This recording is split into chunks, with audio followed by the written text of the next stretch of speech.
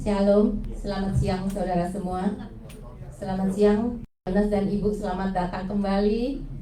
Rindu rasanya ya, udah berapa tahun nih nggak ketemu sama Pak Jonas dan Ibu. Senang saya kembali, kita semuanya dilayani oleh Pak Jonas. Mari saudara, kita akan mulai ibadah kita pada siang hari ini. Kita akan datang ke hadirat Tuhan. Kita mohon kepada Tuhan untuk mengurapi kita semuanya. Haleluya.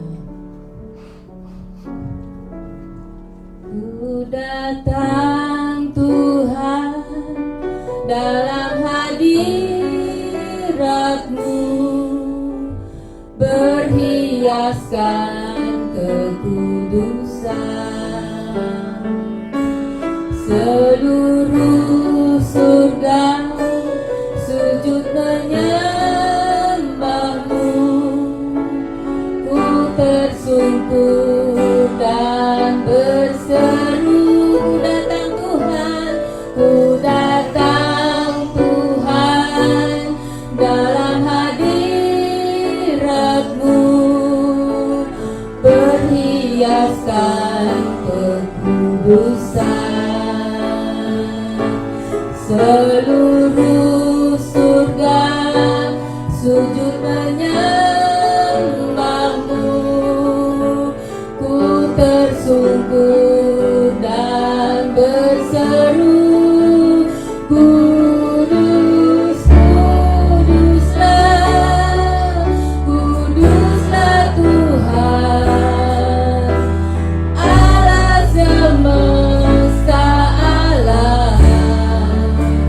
Kudus, kuduslah, kuduslah Tuhan, surga bumi menyembah. Katakan kalian, ku datang Tuhan dalam hadirat-Mu, berhiaskan kekudusan. Seluruh surga sujud menyembah-Mu, ku tersungkur dan berseru, kuduslah, kuduslah Tuhan, Allah semesta alam. Kudus, kuduslah, kuduslah Tuhan, surga bumi menyembah. Kudus, kuduslah, silakan saudara bangkit berdiri. Tuhan, Allah semesta alam. Kudus, kuduslah, kuduslah Tuhan, surga bumi menyembah. Kudus, kuduslah, kudus, kuduslah, kuduslah Tuhan, amin. Allah semesta alam. Kudus, kuduslah, kuduslah Tuhan, surga bumi menyembah. Surga bumi menyembah. Surga bumi menyembah. Good afternoon everyone. Terima kasih Tuhan kalau pada hari ini kami boleh berada di tempat ini Tuhan. Kami datang ke rumah Tuhan. Kami ingin tetap mempelajari firman-Mu. Karena kasih karunia-Mu kami boleh ada di sini. Tuhan, Kau urapi hamba-Mu yang akan membawakan firman. Pak Yonas, biarlah apa yang akan disampaikan semua selain sesuai dengan kehendak Tuhan, biar kami boleh mendengar, kami boleh mentaati firman-Mu. Tuhan, ampuni segala kesalahan dan dosa kami, supaya kami boleh layak duduk diam di rumah Tuhan ini. Tuhan pimpin Tuhan kebaktian ini dari mula sampai akhir. Tuhan pimpin song leader, Tuhan pimpin pemain musik, Tuhan pimpin semua pengurus, sehingga semuanya boleh dilayakan untuk kami mengikuti kebaktian ini dari mula sampai akhir. Pimpin Tuhan rekan-rekan kami yang belum hadir, biarlah semuanya boleh hadir di tempat ini, di Gereja Maranatha Bellflower, untuk mengikuti semua firman Tuhan tempat ini. Dalam nama Tuhan Yesus kami berdoa. Amin. Haleluya. Boleh saudara sebelum duduk boleh beri salam kiri kanan. Saya mau salaman lagi sama Pak Yonas sama Ibu. Kangen. Haleluya. Siang yang penuh berkat. Amin. Sebab Tuhan Maha Besar, Tuhan Maha Kuasa, Tuhan Maha Mulia. Haleluya. Saudara boleh duduk. Yang mau duduk boleh duduk. Haleluya. Sebab Tuhan Maha Besar dan sangat terpuji. Dia lebih dahsyat dari segala alam. Sebab Tuhan Maha Besar dan sangat terpuji. Kuasanya dahsyat menghancurkan musuh. Sebab Tuhan Maha Besar. Sebab Tuhan Maha Besar dan sangat terpuji. Dia lebih dahsyat dari segala alam. Sebab Tuhan Maha Besar dan sangat terpuji. Kuasanya dahsyat menghancurkan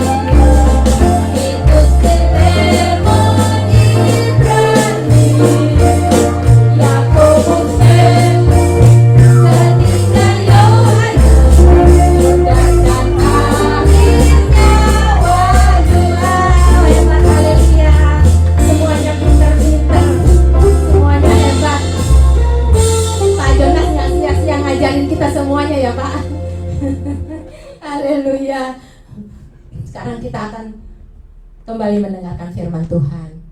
Kembali hambanya yang sudah diutus Tuhan. Glory, glory akan memberkati kita.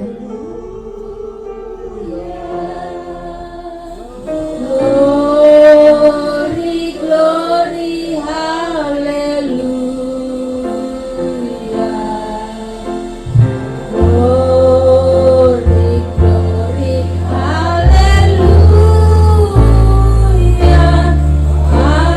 Hallelujah. Puji. Katakan sekali lagi, glory, glory, hallelujah. Glory, glory, hallelujah.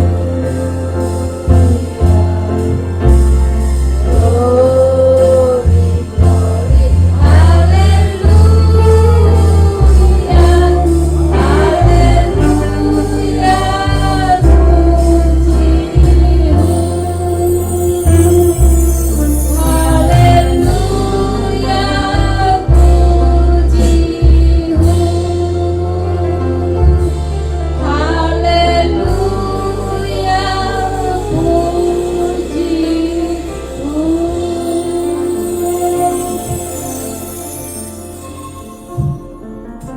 Kita merindukan firman Tuhan. Firman Tuhan adalah pelita buat kaki kita untuk melangkahkan kaki kita. Karena Dia Allah yang hidup. Jiwaku merindukanmu, Kau Allah yang hidup. Jiwaku haus kepadamu, Kau Allah yang hidup. Katakan sekali lagi, jiwaku merindukanmu. Jiwaku merindukanmu, Kau Allah yang hidup. Jiwaku haus kepadamu, Kau Allah yang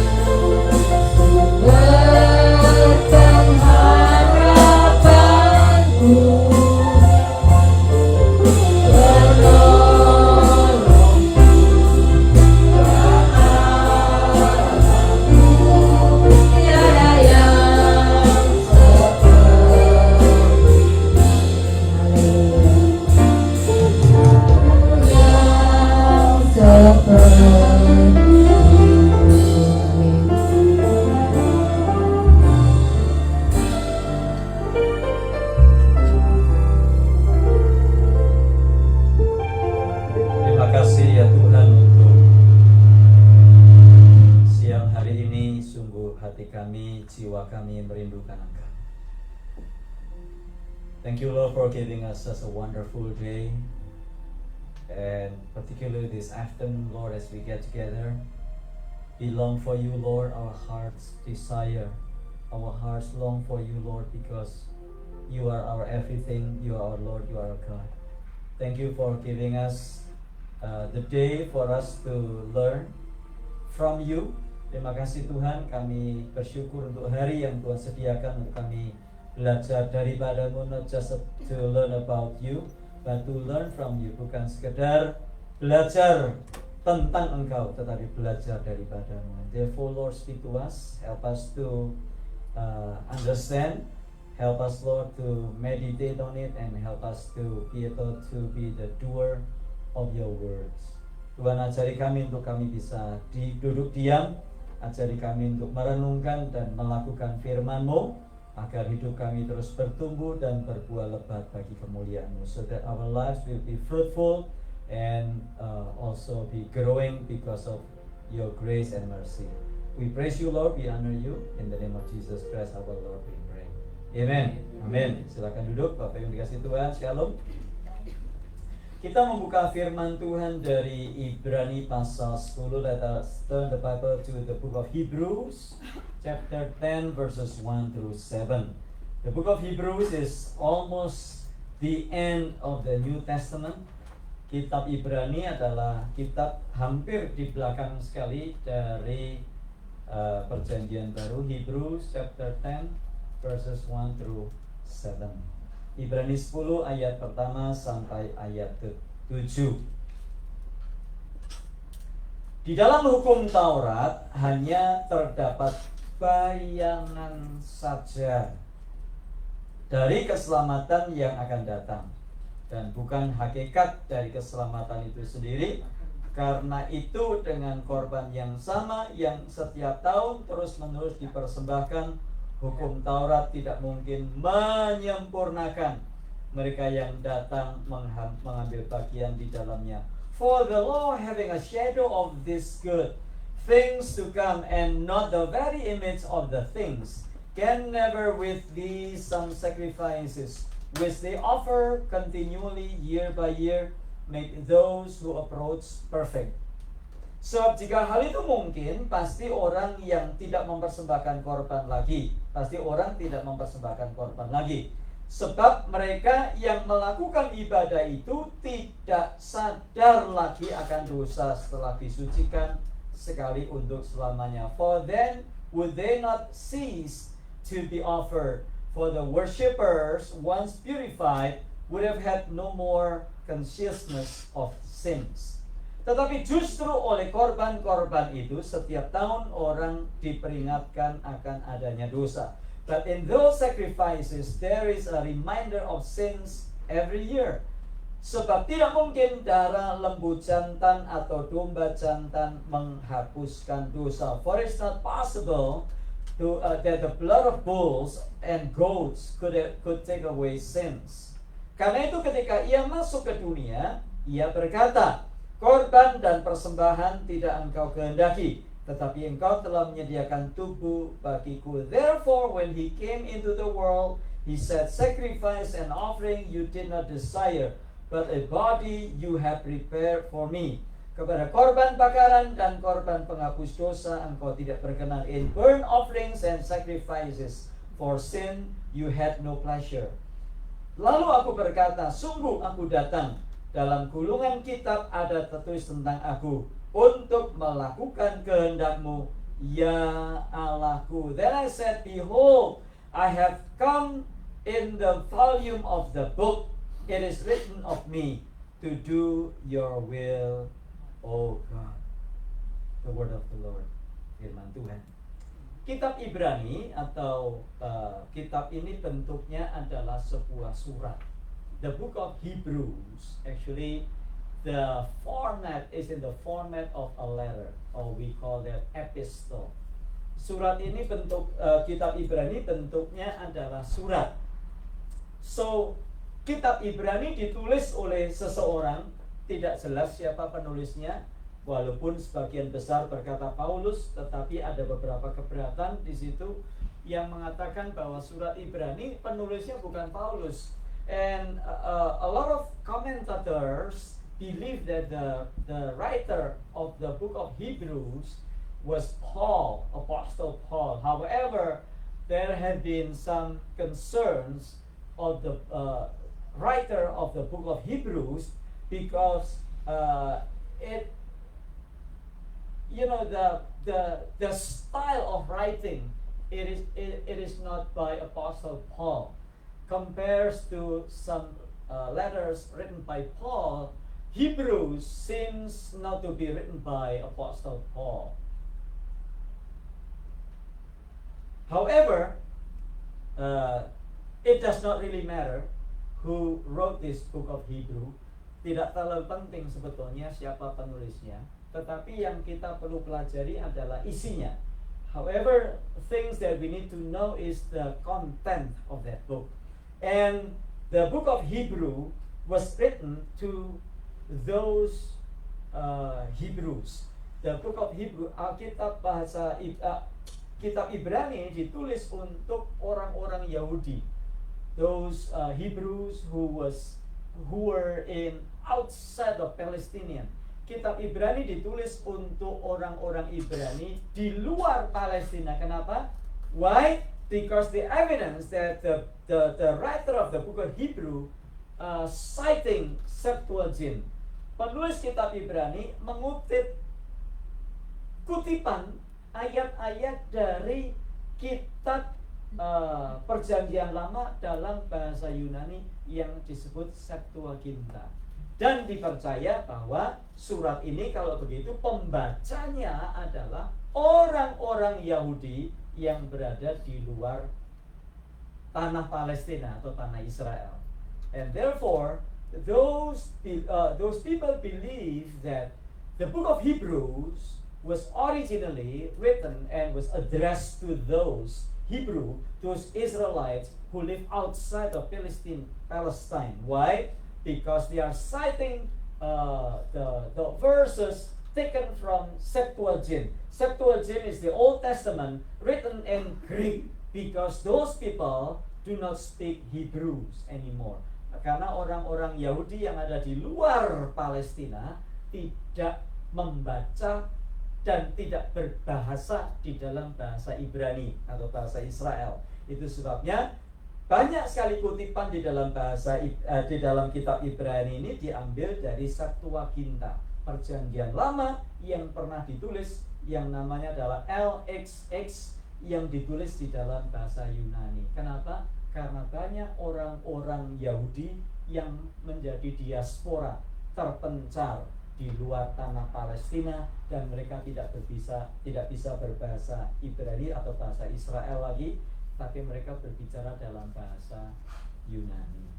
So and therefore, when we read the book of Hebrew from Hebrews chapter 1, itu sebabnya kalau kita membaca surat Ibrani dari pasal 1, kita akan menemukan banyak sekali pengertian, khususnya dalam hal Perjanjian Lama, tentang Torah, tentang imam besar, tentang pengorbanan dan sebagainya. And therefore, when we read the book of Hebrew, this book, Hebrew chapter 1, chapter 2, chapter 10 and so forth, we'll be able to read about terminology of the Old Testament. It said that it is the book of Hebrew discussed about Torah, discussing about the temple, discussing about sacrifice, discussing about Sabbath.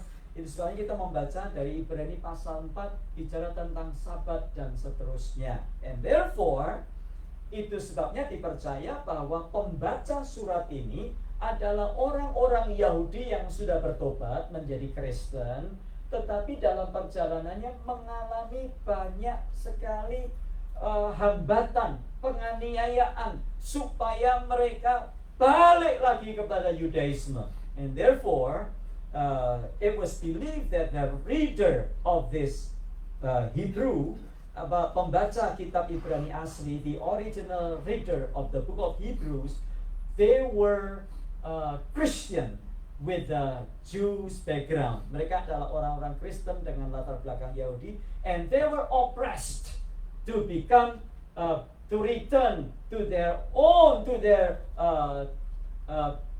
religion before becoming Christianity. Sebelum mereka menjadi pemeluk orang-orang kekristenan, mereka adalah orang-orang Yahudi. Itu sebabnya penulis surat Ibrani ini merasa perlu untuk menguatkan, and therefore the purpose of this Hebrew book is that so the reader will be encouraged, will be strengthened in their faith, knowing that whatever is written in the Old Testament actually is talking about Jesus. Itu sebabnya penulis surat Ibrani ini menulis surat kitab Ibrani ini kepada mereka yang tadinya orang-orang Yahudi, orang-orang Ibrani, dan mereka sudah menjadi orang Kristen, supaya mereka tetap teguh di dalam Tuhan Yesus. Karena perjanjian lama, kitab Taurat sebetulnya ditulis dan semuanya menunjuk kepada Yesus Kristus. Nah, ini hanyalah introduksi. This is just introduction. Do not be confused because of this introduction. If you don't get it, doesn't matter. It's okay, you know. Kalau saudara nggak ngerti pun juga nggak apa-apa, sudah. Pokoknya, tapi saya juga tidak bisa asal-asalan, because I believe that we have to understand the background of the book so that we will understand the content of the book. If we do not know the background of the book, how do we know the content of the book? Kalau kita tidak belajar latar belakang, banyak orang gini, Pak, yang penting itu bukan belajar latar belakangnya, Pak, yang penting aplikasinya. How would you apply the book of the Bible if we do not know the background and the content of the book itself? Bagaimana kita mengaplikasikan kalau kita nggak ngerti artinya?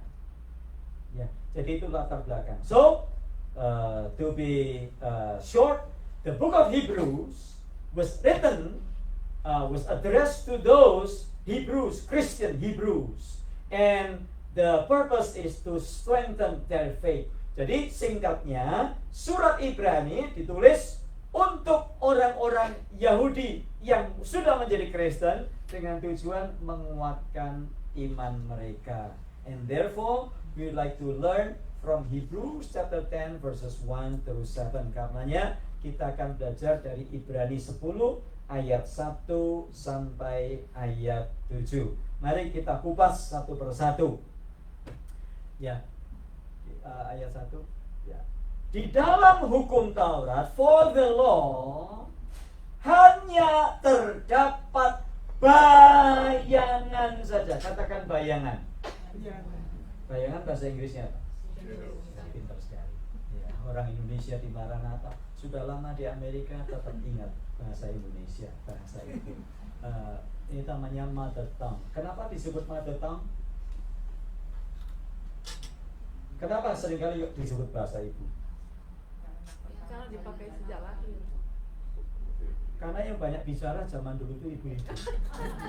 Jadi bapak-bapak jarang bicara. Dan makanya disebut bahasa ibu, bukan bahasa bapak. Karena ibu-ibu banyak bicara.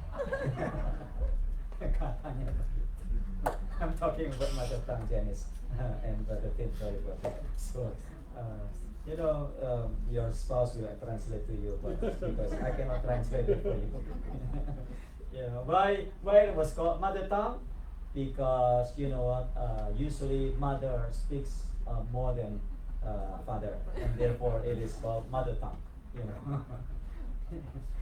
Nah, dikatakan sini bahwa di dalam hukum Taurat hanya terdapat bayangan saja dari keselamatan yang akan datang. For the law, having a shadow of the good things to come. Jadi di dalam Taurat, kalau kita belajar, hukum Taurat diturunkan oleh Tuhan kepada Musa. So the law was given to Moses in the desert at that time. So and it is in that law, it was written, a lot of things was written in that law. Di dalam kitab Taurat itu tertulis ada banyak hal. Apa saja yang di dalam hukum Taurat? What was written in the law of Moses? Number one. Jangan ada padamu ilah lain. Nah, itu Keluaran pasal 20 itu. He's citing from Exodus chapter 20 only. But what is written in the law? Yang terus dalam Taurat itu apa?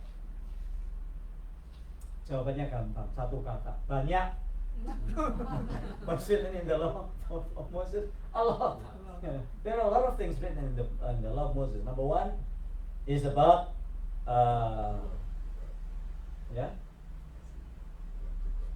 loving God. Yeah, it's about rule and regulation. How we supposed to live, right?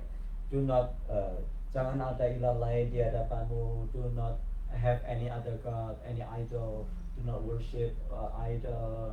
Do not murder. This and that, and this and that. This is about law. It's about rule and regulation. Besides that, it is in the Old Testament, in the law of Moses, it was written about the sacrifice. Am I correct?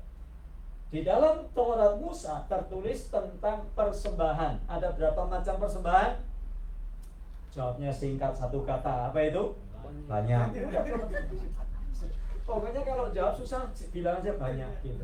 Ada berapa perintah Tuhan? How many commandments written in the Bible? Banyak. Udah jawabnya gitu aja. Jadi kalau jawab banyak pasti benar. Ya daripada kita jawab 30 tapi ternyata salah, ya kan? Kalau banyak pasti benar. Yeah. How many promises in the Bible? Banyak. Ini udah gitu gampang. Berapa janji itu? Banyak gitu.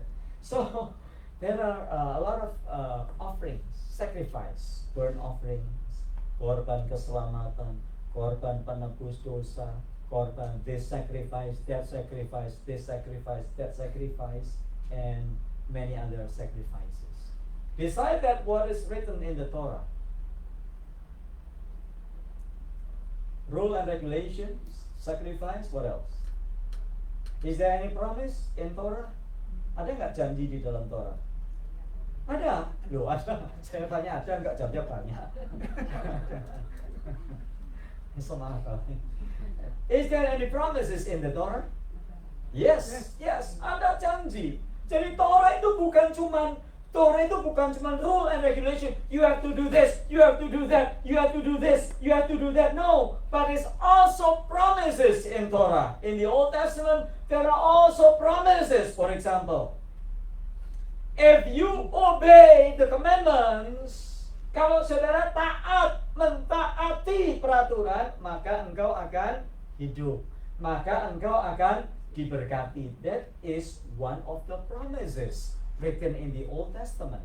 However, Hebrews chapter 10 verse 1, Ibrani pasal 10 ayat 1 berkata that all that were written in the Old Testament, all that were written in Torah, actually is just a shadow of the salvation that's about to come. Apa yang tertulis di dalam Perjanjian Lama? So, do you bring your Bible? I believe, only Janice who Janice, Janice will get a present for you. The present is from him. So, the Bible was divided into two parts. Alkitab kita dibagi menjadi dua, betul? What are those two parts? Old Testament and New Testament. Old Testament and New Testament. In the Old Testament, what is written in the Old Testament? Apa yang tulis dalam Perjanjian Lama? Torah, and then Nevi'im, kitab para nabi, and Ketuvim, Dan kitab-kitab perjanjian lama termasuk di dalamnya dari Mazmur, Amsal, Psalm, and then Proverb, itu Old Testament. What about in the New Testament? Apa isinya perjanjian baru? Gospel. Tadi kan sudah nyanyi. Tadi siapa yang nyanyi tadi? All letters. The letters from the apostles, and then the history is written in the book of Acts, kitab Kisah Para Rasul, itu kitab sejarah. And then the last one, the book of Revelation, apa itu? Prophecy. It is nubuatan, the prophecy. And this is the Old Testament. Which one is thicker, Old Testament or New Testament? Yang lebih tebal mana? Lama atau baru? Old. Oh, why the Old Testament is thicker than the New Testament? Kenapa perjanjian lama lebih tebal dari perjanjian baru? Why? Why the Old Testament is thicker than the New Testament? 37 books. I know, 37. Therefore, it's thicker. Why is thicker than the New Testament? Because it has more books. Yeah, he's right. Because it has more books than New Testament. Karena perjanjian baru. Nah, perjanjian baru, this Old Testament is, you know, the name is Testament. Testament is what? What does it mean, Testament? Janjian. Perjanjian. It's kind of like covenant, binding together. The Testament, Old Testament, why is called Old Testament? Kenapa disebut perjanjian lama? Before Christ. Before Christ, correct? What else? Ini semi Bible study ya, kalau apa-apa. Why it is called Old Testament? Because this is testament written for the Jews, written for Israelites. And therefore, you read from Genesis through the book of Malachi, kejadian sampai Maliaki, semuanya berbicara tentang perjanjian Tuhan dengan umatnya Israel. What is written in there? It is about the rule and regulation, how to live according to God's way in the book of the Old Testament. But why it's called New Testament? Kenapa disebut perjanjian baru? The New Testament, if the Old Testament is testament, covenant with the Israelites. What about the New Testament? Perjanjian baru, perjanjian sama siapa? Antara siapa dengan siapa? The testament between God and everyone through Jesus Christ. That is called New Testament. Remember when you take the communion next Sunday, yeah? Next Sunday when you take the communion, this is then, you know, when the pastor take the bread, it says this is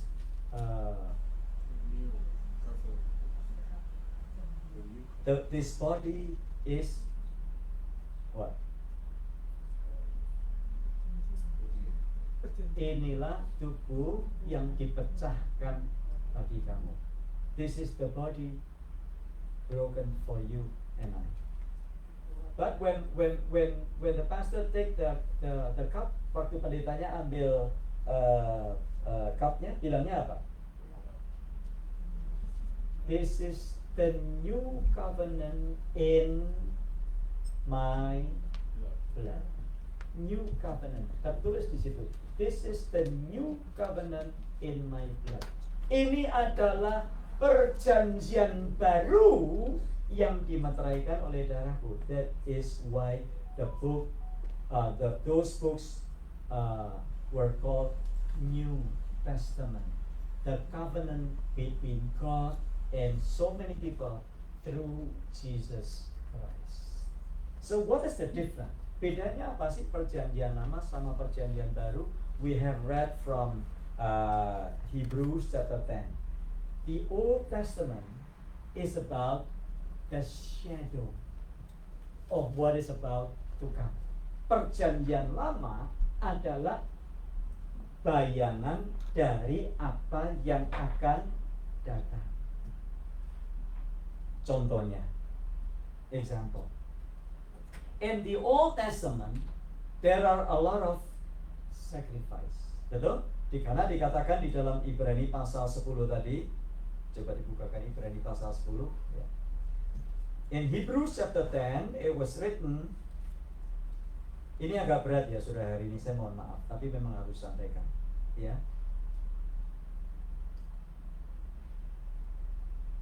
For the law having a shadow of the good things to come, and not the very image of the things, can never with these some sin sacrifices, which they offer continually year by year, make those who approach perfect. Jadi dikatakan bahwa perjanjian lama, Torah secara khusus adalah bayangan dari keselamatan yang akan datang. Particularly about the burnt offerings, khususnya tentang korban keselamatan, harus dipersembahkan berapa kali setahun? Setahun sekali. Tahun depan diulang lagi. Tahun depan diulang lagi. Tahun depan diulang lagi. Untuk apa? Tujuannya supaya dikatakan korban penghapus dosa. Saya bertanya, apakah korban itu bisa menghapus dosa? Apakah is that sacrifice can apa itu dikatakan dalam Ibrani tadi, Ibrani pasal 10, apakah korban itu bisa menghapus dosa? Is that sacrifice can never with these same sacrifice which they offer continually year by make those who approach perfect? Can this offering make them perfect? No. Itu sebabnya harus diulang, and therefore has to be repeated,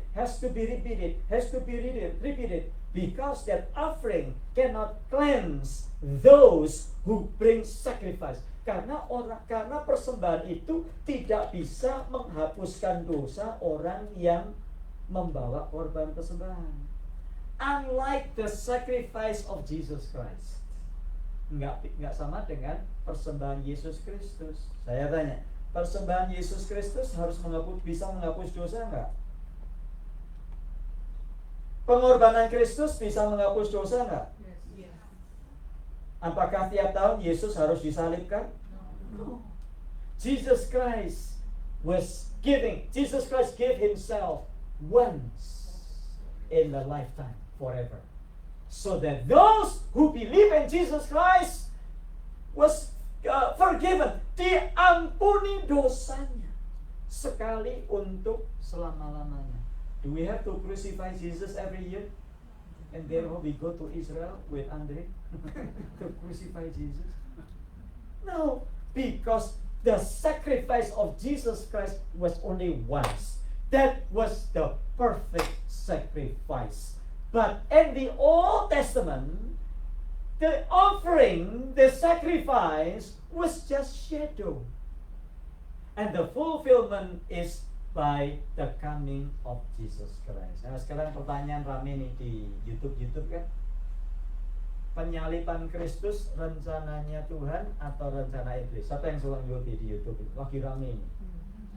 Penyalipan, the sacrifice of Jesus Christ, that was the God's plan or Satan's plan? God's plan. Setan. Edis TV kalah sama kokain. Edis TV bilang no, that is the sacrifice, itu rencananya iblis. Saya bilang, Mas Edis, Anda itu mesti belajar. Banyak orang setelah jadi dari Islam murtadin menjadi Kristen, nggak belajar. A lot of people converted from Islam to Christianity, and they don't want to learn, they don't want to study, and therefore their mindset is not really charged. Makanya banyak sekali orang-orang yang teologinya sembarangan. Banyak sekali ya, maaf kalau direkam nggak apa-apa. Pak Saifuddin Ibrahim sama, harusnya dia belajar tentang kekristenan. Itu supaya mereka tidak mengajarkan ajaran-ajaran yang aneh seperti Edis TV. Edis TV berkata, ya dia banyak mempertobatkan orang, ya tapi dia cuma alat, kan Roh Kudus yang mempertobatkan orang. Edis TV bilang pengorbanan Kristus itu rencana iblis. Saya bilang, wow, kalau gitu kita tepuk tangan buat iblis dong. Betul kan? Apa kira? Keliru. Rencana Allah Bapa. Oke. In connection with this sermon today, what about the Genesis chapter 3? When Adam and Eve, they fell into sin. When they committed to sin. Apa yang Allah lakukan? Waktu Adam dan Hawa jatuh dalam dosa, apa yang Allah lakukan? Adam dan Hawa menutup tubuh mereka dengan pakaian dari daun-daunan. They cover their body with leaves. Genesis chapter 3, Adam and Eve, when they committed to sin.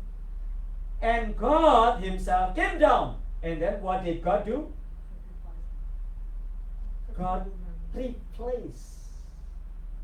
Tuhan mengganti pakaiannya dengan pakaian dari kulit binatang. Artinya apa? Kalau ada pakaian dari kulit binatang berarti ada binatang yang disembelih. Itu sebabnya tadi Kokehin bilang, rencana Bapa atau rencana iblis? Rencana Bapa. Because since the very beginning, God intended someone to be crucified so that there will be bloodshed, so that through that bloodshed, and people will be forgiven. That's number one. And therefore, I'd like to repeat once again. The Old Testament is the shadow. The fulfillment is Jesus Christ.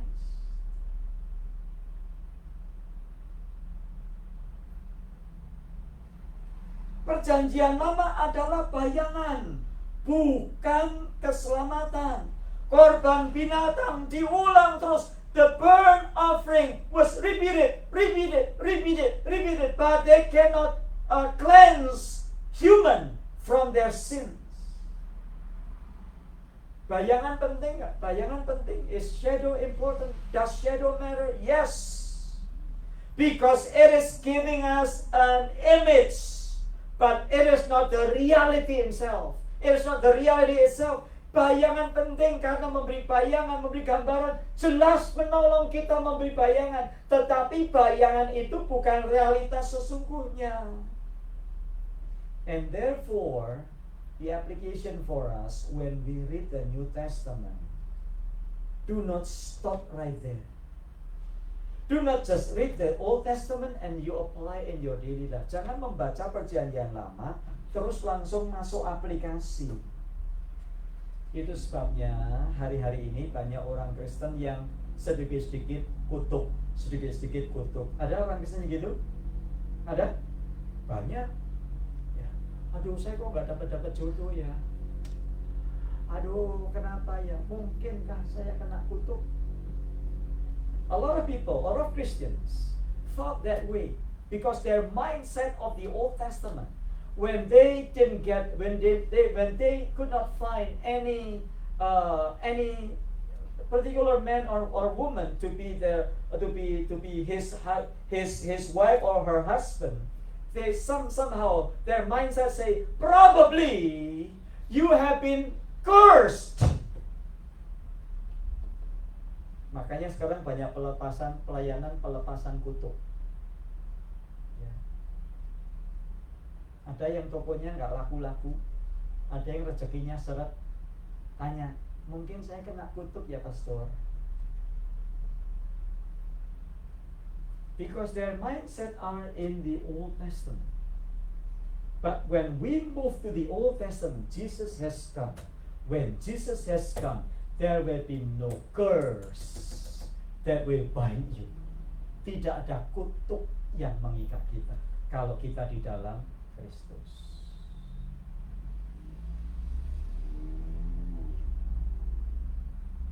Gereja rumah Tuhan bukan? Masuk rumah Tuhan kayak begini nih. Ini gereja loh. Ini gereja rumah Tuhan bukan? Is the church the house of God? Are you sure? I just came back from Indonesia. In Indonesia, a lot of churches nowadays they rent a space in the mall. Mereka sewa tempat di mall, oke? Kalau hari Minggu buat ibadah. Kalau hari Sabtu buat ulang tahun, ngantenan, melenggang patah-patah, digoyang-goyang, dicapit. Itu rumah Tuhan? Itu rumah Tuhan? Kalau gitu gereja rumah Tuhan bukan? Kalau hari Minggu ya. Politically correct. Baca 1 Korintus 6 ayat 19. Someone read 1 Corinthians chapter 6 verse 19. Tidakkah kamu tahu bahwa tubuhmu adalah bait Roh Kudus, bait Allah? So there had been a shift from the Old Testament to the New Testament. In the Old Testament, why it was called the house of God? Because King David at that time, he saw that the tabernacle, tent of tabernacle, was so bad. And he lived in a fancy, he lived in a luxurious house. And therefore he was so concerned about that. And therefore he would like to build a house so that God will remain in that house. And then God said to David, no, you are not allowed to build a house for me. And therefore Solomon, the successor of David, built a house of God. And the glory of God dwelled in that holy temple. But in the year of 70 after Jesus, the temple of God was destroyed by General Titus. Tahun 70 bait Allah dihancurkan. Di mana rumah Tuhan?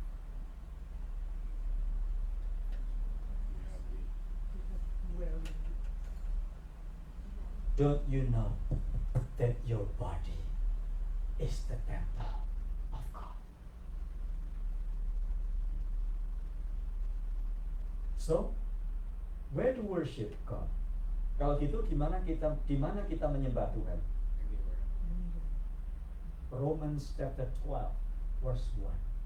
Therefore, brethren, I urge you by the mercies of God that you offer your body as a living sacrifice, that is your reasonable worship. Itulah ibadah penyembahanmu yang sejati.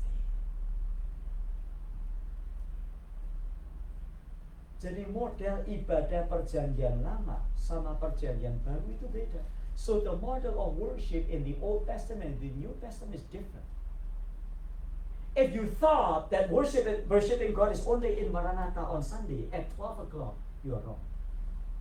Kalau kita berpikir menyembah Tuhan itu hanya di Maranatha jam 12 siang, kita salah. Why? Because we need to worship God wherever we go, in whatever place we are worshiping God. And therefore, in the Old Testament, worship is not limited only certain walls, limited only certain times, or certain people. But worship is broader. Mempersembahkan tubuh. Di luar worship gak? Pergi ke Long Beach, jalan-jalan, worship. Worship. Kerja, worship. Worship. Jadi Uber driver, worship. Worship. Kerja di toko, worship. Worship. Kerja jadi apa saja, worship, worship. Because we offer our body as a living sacrifice. Karena kita mempersembahkan tubuh kita. Nah, ini konsep yang mesti diubah. Kenapa? Kalau tidak diubah, maka orang Kristen kelihatan suci semua kok di gereja. Shalom, shalom. Ada sukacita? Ada. Ada haleluya, ada. Haleluya, haleluya. Begitu keluar dari gereja, kayak setan. Ada yang gitu?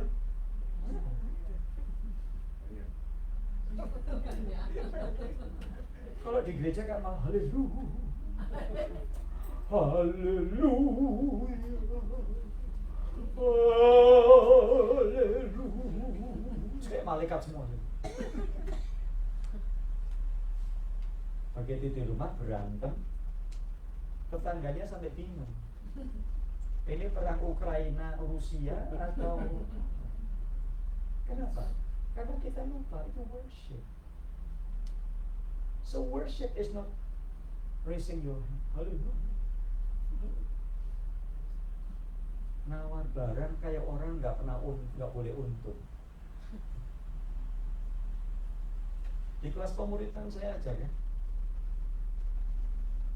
ada gereja nanya-nanya, Pak, getuk berapa Pak? Saya bilang, tanya sama istri saya, udah sama bapak aja, biar gampang, pendeta sama pendeta. Diskon. Udah saya kasih tahu ya, getuk berapa, harganya berapa? Hah? Terus tambah gini, kalau untuk gereja berapa? So what do you get from that conversation? Kalau untuk gereja berapa? What does it mean?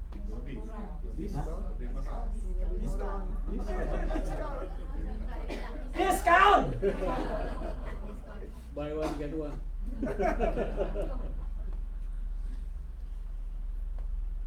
Is that worship? I don't think so. I don't think so. Because you ask special treatment by using the name of church.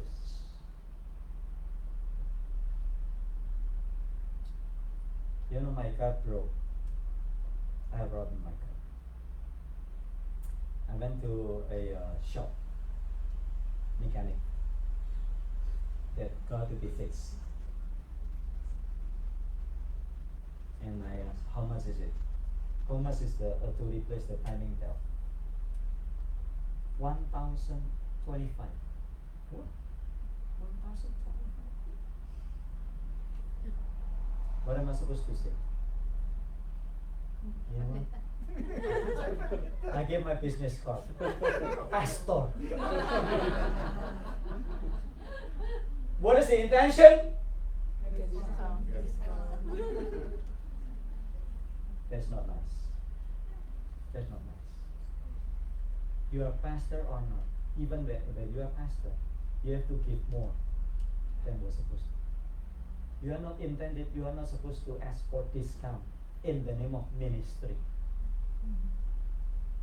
Because that is worship. That's worship. Saya naik taksi, naik Grab di Jakarta, dikerjain Bapak. Masa dari Cengkareng pergi ke Lipopuri, lewatnya Ciputra, Selipi, Tarumanegara. Saya bilang, ini orang gitu. Saya bilang, Pak, Bapak salah. Oh, ini menurut aplikasi begini. Ya, tapi salah aplikasinya. Masa dari Cengkareng pergi ke Lipopuri, lewatnya Ciputra, lewat Tarumanegara, lewat Selipi ya? Enggak lewat Selipi, Pak. Ya ini Bapak lewat Selipi. Saya bilang, enggak Selipi. Ya udah ngayal karepmu gitu. Udah gitu AC-nya panas. Waduh panas. Naik Daihatsu Sigra. Panas. Terus bilang, Bapak naik Sigra jangan mengharap kayak naik Alphard. Saya bilang, kurang ajar nih. Udah begitu sampai di exit di tol itu, tol ke Tangerang, exit ke Kembangan itu dekat Puri kan. Dia nyalain lagu, mungkin dia tahu saya orang Kristen. Dia nyalain lagu, kalau ku cari damai hanya ku dapat dalam Yesus. Nah, istri saya tanya, itu lagu apa? Kristen. Saya sudah empet, AC-nya panas ya. Saya tanya, Bapak nyupir Grab sudah berapa lama? 2 bulan katanya. Saya lihat aplikasinya 2016. dia bohong lagi.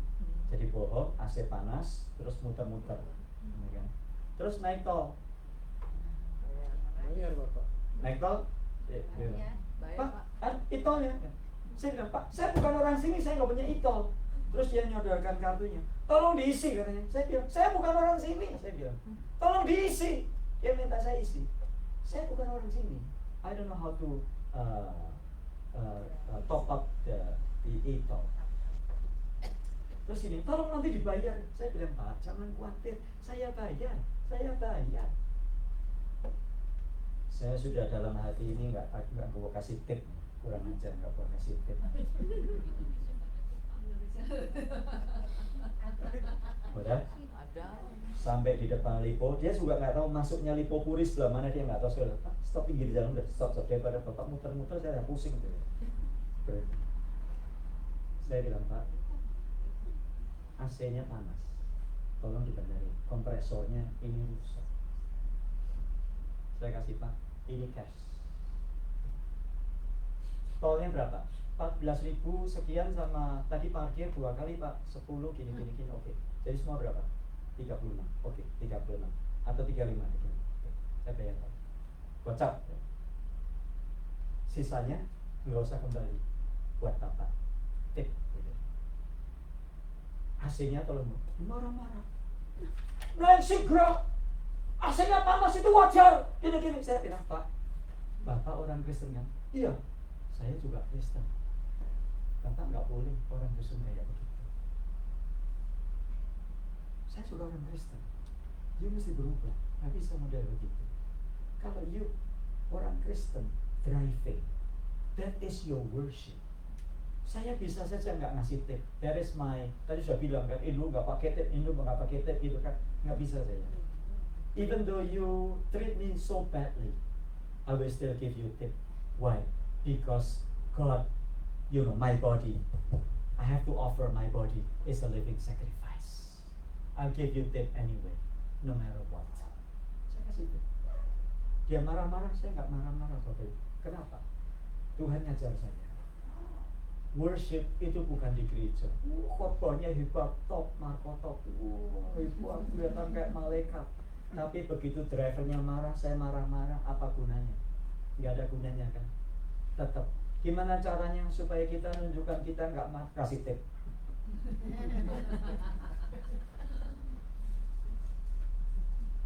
Because we are not living in the Old Testament anymore. When you live in the Old Testament, your worship is limited only in this church. But when you live in the New Testament, your worship is outside of the church as well. Second one. Perjanjian baru menghadirkan penggenapan di dalam Kristus. So the New Testament is the fulfillment of the Old Testament.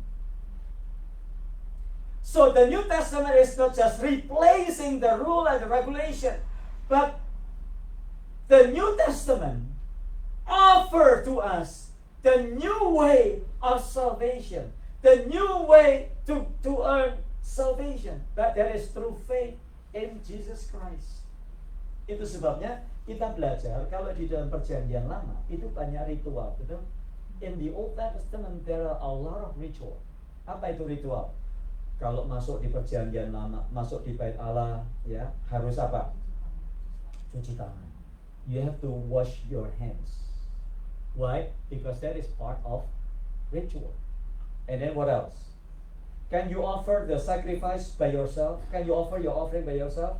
No. That is through the priest. You have to go through the priest and then bring your offering. And then what else? The priest will offer your sacrifice and then will pray on behalf of you. Imam akan mempersembahkan korban terus berdoa atas nama saudara, betul? And then what else? The high priest will come to the most holiest place once a year to pray, to bring your prayer, to bring you in his prayer. That's the Old Testament ritual.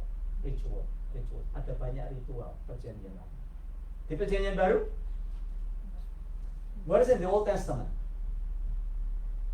Do you have to bring your offering through the priest? And the priest will pray for you, or you can pray by yourself. We can pray by ourselves. Hebrews chapter 4. Tapi banyak orang mindsetnya masih mindset perjanjian lama. Pastor, can you pray for me? What about you? You don't pray? No, because you are closer to God. Banyak orang berpikir kalau pastor itu lebih dekat sama Tuhan. Kalau jemaat jauh. Why? Kenapa jauh dari Tuhan? Why? Karena jemaat banyak dosanya. Kalau pendeta dikit, gak ada dosa. Makanya doanya lebih banyak dijawab oleh saya ngomong sopo.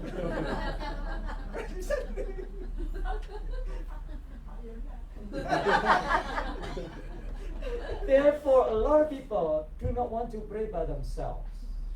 They come to pastor, please pray for me. Please pray for my job. Please pray for my husband. Please pray for my wife. Please pray for my in-law. Please pray for my doggy. Please pray for my please pray for my job. Please pray for this, for that, for this, for that. As if that you are not entitled to pray at all.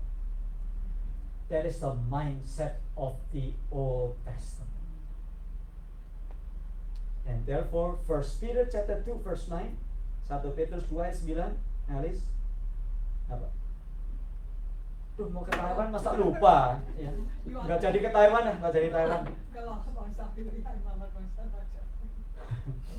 You are the chosen people. Kamulah bangsa terpilih. Terus imamat raja, royal priesthood, and then bangsa yang kudus, the holy nation, and then imamat yang rajani. Bangsa yang kudus, imamat bangsa yang kudus, umat pilihan Allah sendiri. There is a shift because of Jesus Christ. Ada pergantian, ada perubahan karena Yesus Kristus. Yang karenanya kita bisa datang kepada Tuhan anytime. Anda bisa berdoa dengan apa yang Anda bisa katakan kepada Tuhan. You don't have to be a pastor in order to be entitled to pray. Saudara nggak harus jadi pendeta supaya saya bisa berdoa. Boleh berdoa kita semua? Yes. Boleh. Tapi saya ngomongnya A-I-U, gimana? Boleh nggak? Tuhan, kok banyak E-nya Tuhan dengar nggak? Because you are royal priesthood. Saudara adalah imam yang berkerajaan. Jangan punya mentalitas kalau pendeta yang berdoa jauh lebih manjur. Karena pendeta dosanya sedikit. Kalau saya dosanya sepasar. No. We are all sinners. Pendeta berdosa nggak? Pendeta di LA banyak yang berdosa nggak? Oke, diam aja nih.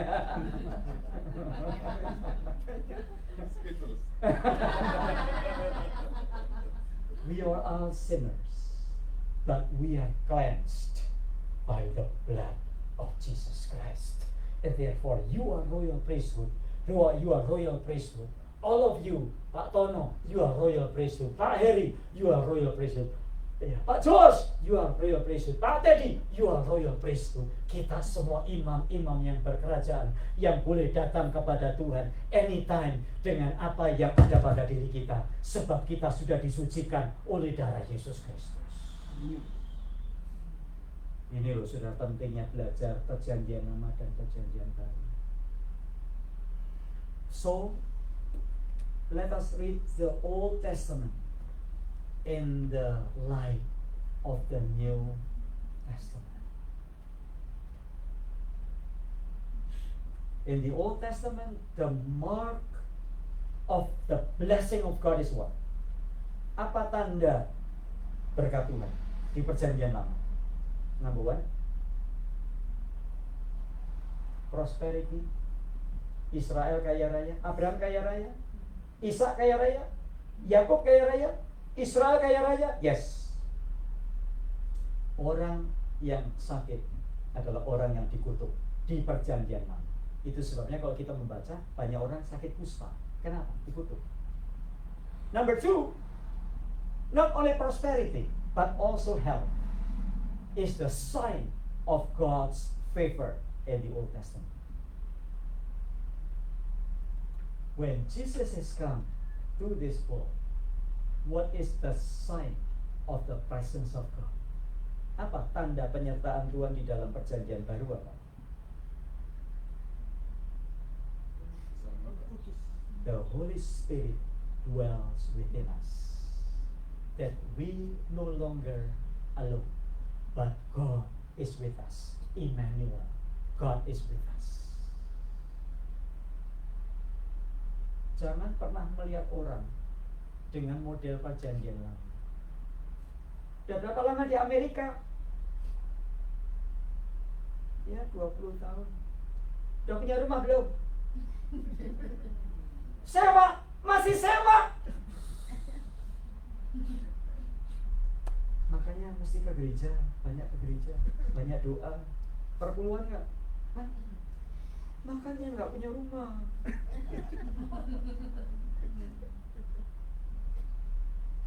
That is approach of the Old Testament.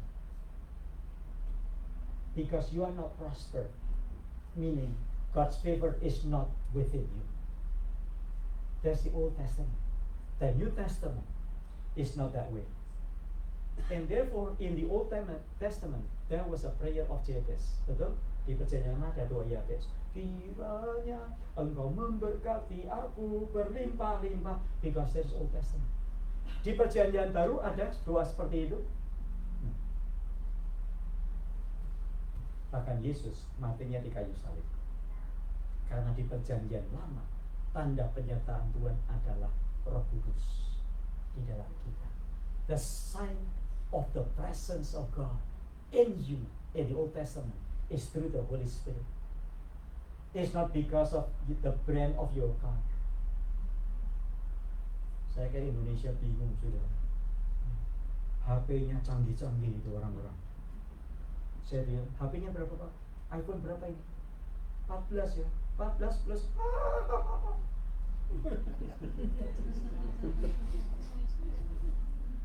Kok nggak 17? Saya bilang biarin. Memang kenapa? 14 sama 17 cuma beda 3.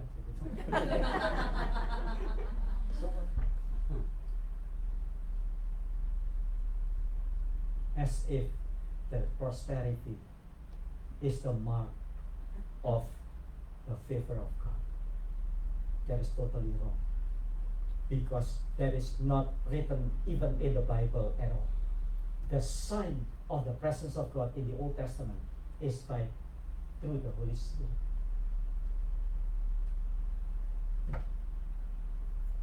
Jangan pernah menghakimi orang karena orang sedang sakit. Do not judge people because they are sick. Oh, are you sick? Why don't you check on yourself? Maybe there is sin, hidden sin.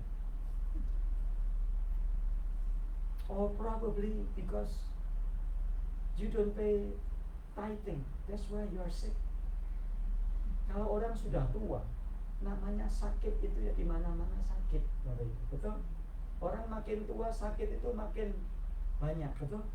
Namanya orang juga sudah. Tapi jangan menghakimi orang karena orang sakit. That's the mentality of the Old Testament. Check probably, you know what? How much do you give when offering in the church? How much? $1. Oh, that's why you are sick. That's why you are sick because you give $1. Ya. Kasihan Tono yang hitung. No, that is the mentality of the Old Testament. Let us come to the Lord, not with the mentality of the Old Testament. Let us come to the Lord because of the grace and mercies of God through Jesus Christ. When we come to the Lord through the mercies and grace of through Jesus Christ, you know what? We will be so happy in our lives. Our lives might be different. Hidup kita mungkin beda dengan orang lain. It's okay. You know what? As long as we have Holy Spirit in our hearts, there's more than enough. When we believe in Jesus Christ, the Holy Spirit dwells within us, and that is more than sufficient. You are not afraid. You are not be afraid of anything. You will not be afraid of anything. You will not be afraid of all the situations in our lives. Even then, you know, dengar nggak di sini? Kemarin 23 September katanya ada pengangkatan. September 23rd, there will be a bilang gitu? Bilang gitu? Yes, Andreas. Andreas. Saya kasih tahu ya, saya kasih tahu. Lain kali kalau ada gitu, tanya. Itu 23 September Indonesia, waktu Indonesia, atau waktu Amerika? Kan beda kan? Yang kedua, don't believe such things, okay? Because that's not biblical at all. That's not biblical at all. Even Jesus will come tomorrow. We will not be afraid of anything, because the coming of Jesus Christ, it means that we will be together with Him no matter what. Why? Because the Holy Spirit is within us. Kecuali kalau engkau nggak punya Holy Spirit, engkau takut. Kalau engkau punya Holy Spirit, mau Yesus datang 23 September, ya, atau tanggal dipasin ulang tahun saya nanti kedua, you won't be afraid of anything. Jadi yang gitu-gitu, Bapak Ibu, kita kembali ke Alkitab. Let us back to the Bible, not back to someone else. Let His name be glorified. Let us pray. Our Lord, thank you for giving us such a wonderful, wonderful message for us, Lord, reminding us to read the New Testament in light of the Old Testament. Read the Old Testament in the light of New Testament, so that we won't be afraid of anything. Anything might happen in our lives, but as long as the Holy Spirit is within us, Lord, we are not afraid of anything. Tolong kami Tuhan untuk hidup sebagai umat perjanjian. Help us, Lord, to live in such way that we are living as the New Testament people, not the Old Testament. Thank you for giving us Old Testament, because through our Old Testament we have learned a lot. We have learned about the shadow, but through the New Testament we learn the reality in Jesus Christ, and Jesus Christ is more than sufficient for each and every one of us. In the name of Jesus Christ, we praise you and we honor you. Amen. Amen.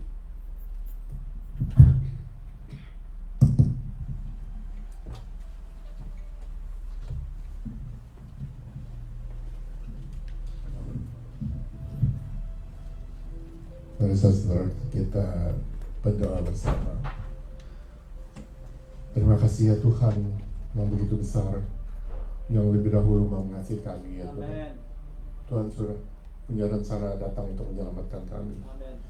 Sehingga kami ya Tuhan yang sudah mendengarkan firman Tuhan pada pagi ini, seharusnya tidak perlu berdoa atau minta sesuatu daripada Tuhan, karena Engkau telah mencukupi kami ya Tuhan, memelihara kami dan tidak meninggalkan kami.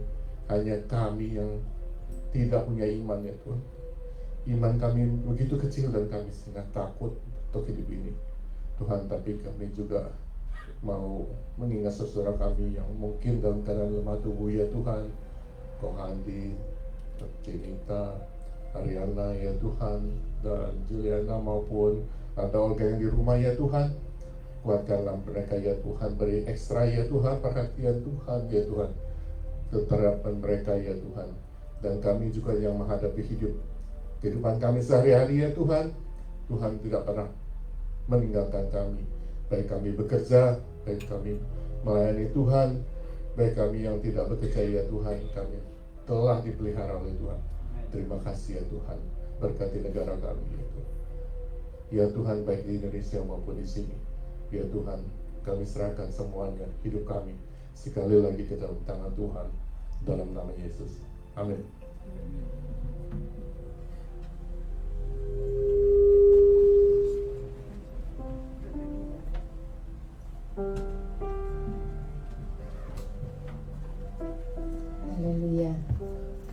Tuhan.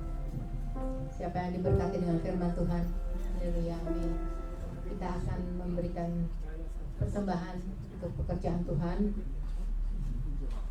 Kita percayakan kuasa Tuhan yang selalu menyertai kita semuanya. Kita nggak percaya kata orang ya saudara, kita percaya apa kata firman Tuhan.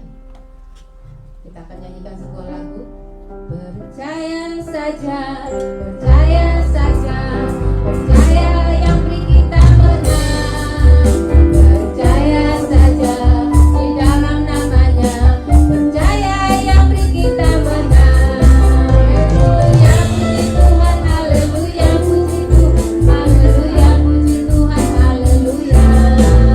Percaya saja, percaya saja, percaya yang beri kita menang. Percaya saja di dalam namanya, percaya yang beri kita menang. Haleluya, puji Tuhan, haleluya, puji Tuhan, haleluya, puji Tuhan, haleluya, haleluya, puji Tuhan, haleluya, puji Tuhan, haleluya, puji Tuhan, haleluya. Percaya saja, percaya saja, percaya yang beri kita menang. Percaya saja di dalam namanya, percaya yang beri kita menang. Haleluya, puji Tuhan, haleluya, puji Tuhan, haleluya, puji Tuhan, haleluya, haleluya, puji Tuhan, haleluya, puji Tuhan, haleluya, puji Tuhan, haleluya. Kita berdoa bersamanya. Ya Bapa yang ada di dalam surga, terima kasih ya Bapa, karena Engkau telah menjadi kekuatan kami dan telah mengisi hati kami. Kami dengan sukacita kini kami akan memberikan persembahan. Kami yakin semua yang kami miliki adalah milik-Mu, dan kami percaya kami harus mengembalikan sebagian dari berkat yang melimpah ini kepada Engkau. Berkatilah persepuluhan dan persembahan kami yang berikan hari ini, semoga menjadi terang bagi kami, dan semoga berkat-Mu menjadi selalu menyertai kami. Dalam nama Tuhan Yesus kami bisa berdoa dan mengucap syukur kami.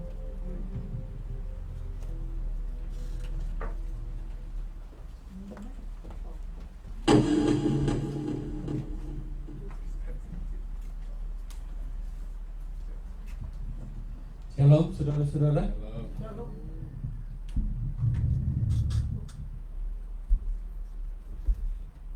Untuk minggu depan firman Tuhan dibawakan oleh kembali Pak Jonas, dan kami berharap mempersiapkan diri untuk mengambil bagian untuk perjamuan kudus.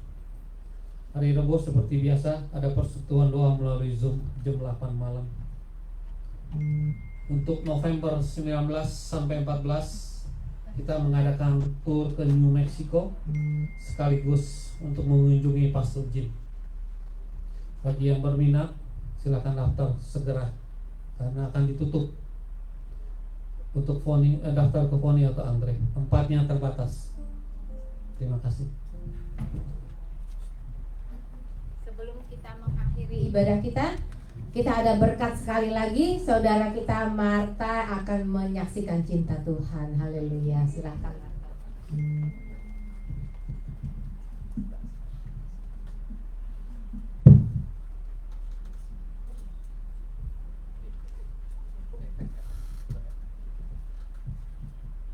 Terima kasih Eva. Selamat siang saudara-saudara terkasih di dalam Kristus. Puji syukur tanggal 23 September itu kebetulan hari ulang tahun saya Pak Yonas. Saya betul-betul menerima begitu banyak berkat dari Tuhan yang tidak terhingga. Memang Tuhan bekerja di dalam segala sesuatu misterius. Dan juga mau bilang 2 minggu lagi akan ada tanaman yang indah di sini. Dankjewel, muy dama. Dan saya tidak akan menyebutkan namanya, jadi saudara-saudara bisa pikir itu dari diri saudara sendiri. karena kita semua begitu penuh cinta dan kasih. Saya ingin mengatakan Filipi 2 ayat 2 sampai 3 yang juga begitu applicable. It can be applied to our daily life, our relationship, our families, and also the greater neighbors, the greater Christian communities. Filipi 2, karena itu sempurnakanlah sukacitaku dengan ini, hendaklah kamu sehati, sepikir, dalam satu kasih, satu jiwa, satu tujuan, dengan tidak mencari kepentingan sendiri atau puji-pujian yang sia-sia. Sebaliknya, hendaklah dengan rendah hati yang seorang menganggap yang lain lebih utama daripada dirinya sendiri. Dan janganlah tiap-tiap orang hanya memperhatikan kepentingannya sendiri, tetapi kepentingan orang lain juga. Tidak mungkin kita bisa hidup sendiri. No man is an island by himself. That is a very famous quote here in America. Dan kebersamaan akan terwujud jika ada kasih mesra, belas kasihan. Tidak peduli apakah kita lebih pintar, lebih cantik, ataupun lebih muda, ataupun pengurus, maupun pemusik, maupun jemaat lainnya. Kita patut saling menghargai pendapat serta pikiran jemaat sesama, and to be inclusive instead of exclusive. Kita adalah satu tim, satu keluarga Maranatha. Kita perlu menyatukan pikiran supaya yang eksis bukan individual lagi, tapi gereja. Bukan aku, melainkan kita. Sebagai gereja kita perlu sepikir. Dengan ini saya akan persembahkan lagu Sehati Sepikir.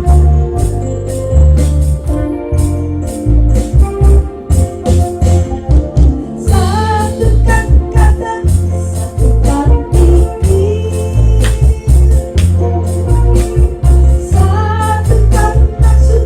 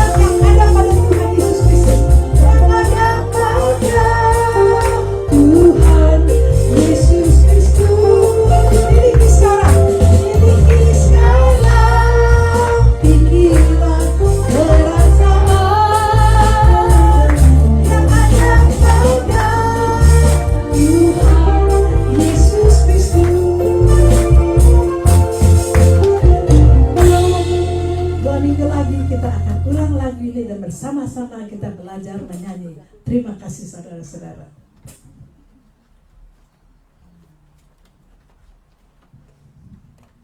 Haleluya. Kita akan menutup ibadah kita pada siang hari ini. Kita akan menyanyikan lagu Maranatha.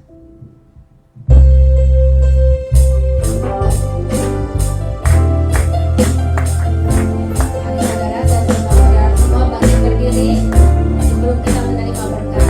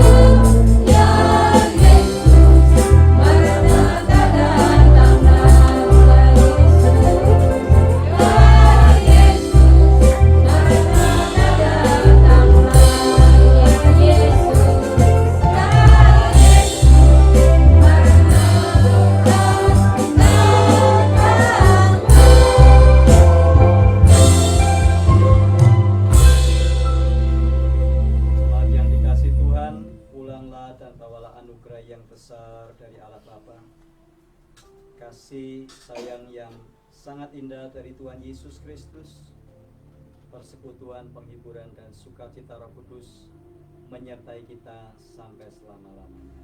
Amin. Silakan bersatu dulu.